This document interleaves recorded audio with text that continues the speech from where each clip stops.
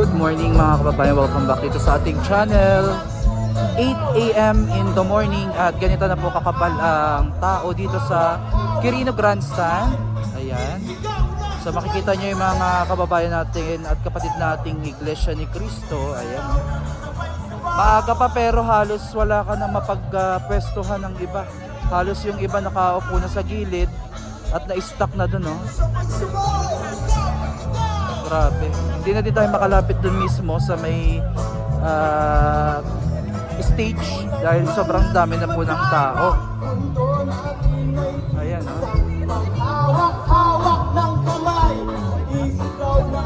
So kanina in-announce na kailangan daw alas 4 ng hapon ay nandito po ang lahat. Ayan.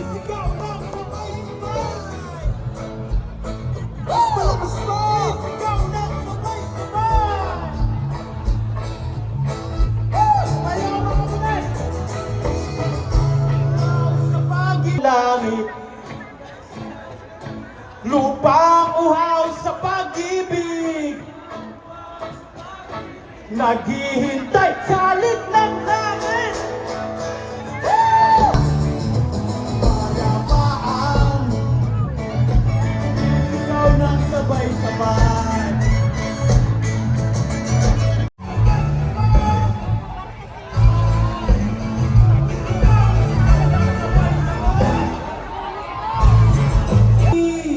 Pasirahin natin muli.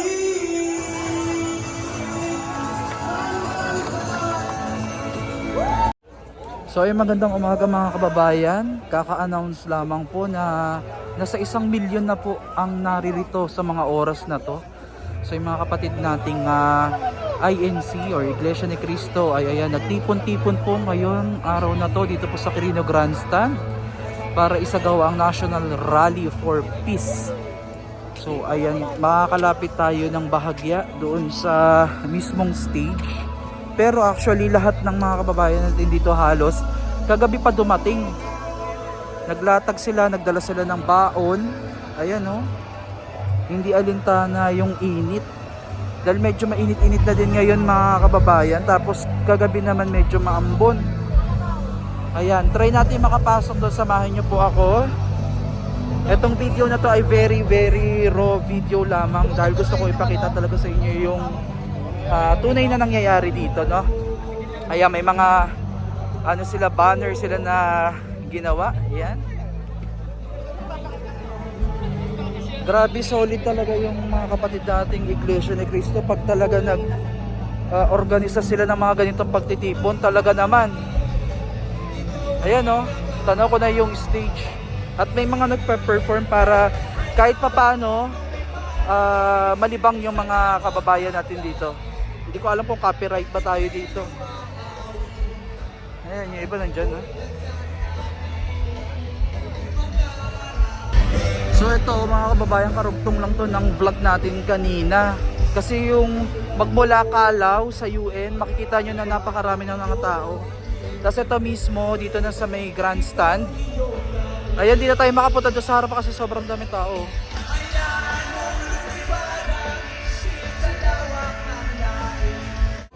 So ngayon mga kababayan, tignan naman natin kung sino-sino ba ang mga kasama natin ngayong araw na to, no? So meron tayo mga kababayan from Bulacan. Ayan.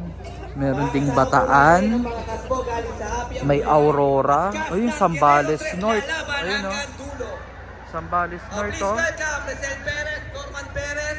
Oh, may ano yun, Bulacan West. Sige, ikot pa tayo kung saan natin.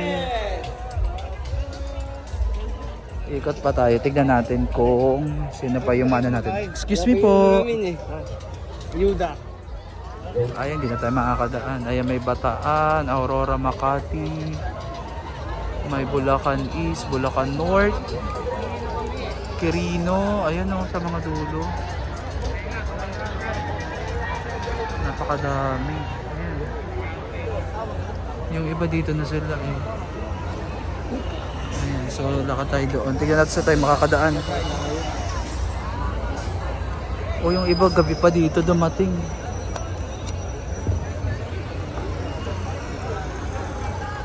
Hoy, bossing. Takin mo ba yan? Mismo kayo dito eh. Relax ka lang, Brad. Baka masakay ka din.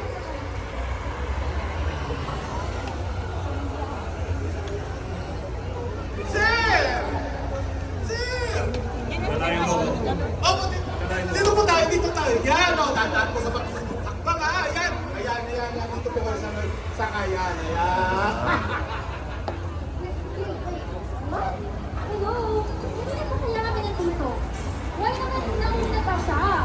That's so unfair! Hoy! Tama! That's so unfair. Halika nga dito. Ikaw.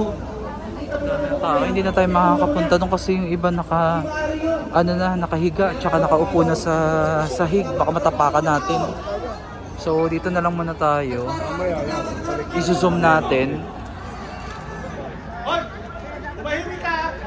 Bago ka makikilaban kung ano na sa'yo, bakit ka sa ayas ka? Huwag ka na magsalita. Mararamdaman mo ngayon ang paghihiganti ng mga nalamangan. Napaka-judgmental mo! Ikaw ang judgmental. Porket nakita mo lang mayaman.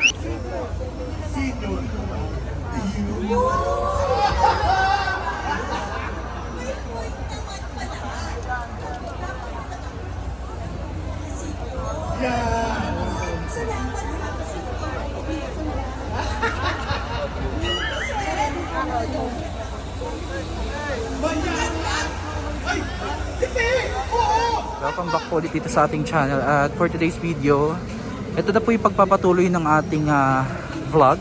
Update dito po sa isinasagawang National Rally for Peace ng ating mga kapatid na Iglesia ni Cristo. Dito po yan sa Quirino Grandstand. So magmula po sa Pedro Hill doon, nilakad po natin hanggang dito po sa United Nations, hanggang doon sa Calao. So makikita niyo yung mga kapatid nating INC na nagpapahinga muna dyan kasi 4 PM pa po yung mismong main event. Pero yung mga kababayan natin dito ay kahapon pa dumating. Yung iba dyan, yung mga naglatag na sa gilid-gilid, no, para lang maka-attend dito sa inorganisang national rally. Ayan. So kanya-kanya na lang silang diskarte kung paano sila kakain dito. Ayan, wala namang problema, marami naman nagtitinda ng pagkain, may mga tubig. Yung iba sa kanila ay may mga baon. So ayun yung Ocean Park. So dito pa lang damang-dama mo na din yung dami, crowded ng mga tao. So pasensya na muna dun sa mga motorista, yung mga kababayan nating naapektuhan nung traffic, no, dahil talagang ramdam na yung bigat ng daloy ng sasakyan. Ayan, oh, teka lang, meron ditong kinukuhaan. Teka, tignan natin to, ano ba pinagkakaguluhan nila.